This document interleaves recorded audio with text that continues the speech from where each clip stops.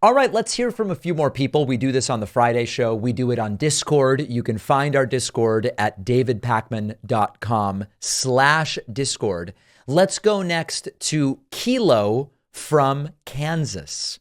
Kilo from Kansas City, welcome to the program. What's on your mind? David, how you doing today, man? Doing well. So I have a question about the direction of the Democratic Party. Sure. Um, so from my perspective, and I just want to know what your thoughts are on it. I think that the Democratic Party as a whole has done itself a lot of harm, shot itself in the foot the last 8 years or so. Okay. So do you agree we become, I think more so the past 2 election cycles, we become the party that exists exclusively as opposition to Trump? Let's see.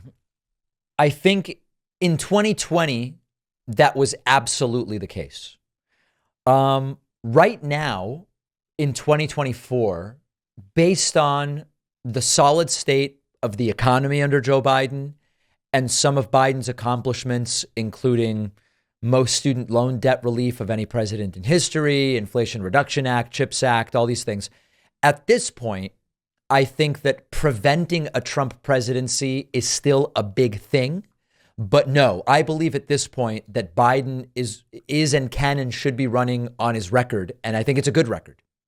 Okay. So you think Biden going into this current election cycle stands in his own right as a good candidate for the Democrats? I do. Okay.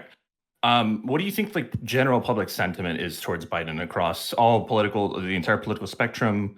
And I'm not asking you positive or negative. I just like more specifically, what do you think the perception of Joe Biden is amongst the entire... I don't have any special insight into that, but based on the polling I see, it seems that there are a growing number of people who recognize the economy is good, a large number of folks who believe that we need someone younger, and a percentage that are concerned about Biden's age.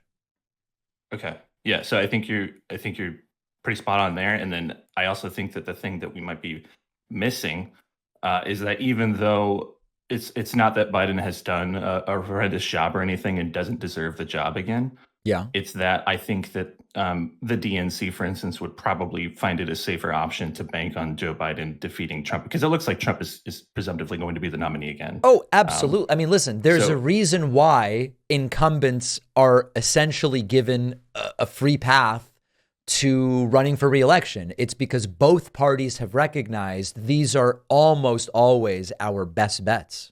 Okay. So overall, I'm getting a little sidetracked, but I'm trying to say that I think that the Democrats for the last 8 years or so have spent more time weathering the storm and trying to stand in opposition purely to Trump and his cult than actually furthering their ideas or trying to make political compromises or anything like that. Well, listen, to some degree, you're right. And for a while, that was what they had to do because they stood in opposition to Trump. I think the degree to which that's true has declined over time. And I think at this point, it is still just as important to prevent another Trump presidency as it is to point out the successes of the Biden administration. Briefly, I'll just say, I think that so I'm going further back than that. And I'm saying that the Democratic Party needs to be introspective and look at itself in the mirror and consider what contributed to the rise of Trump in the first place. All right. Fair point. Kilo from Kansas City, thank you so much for making it.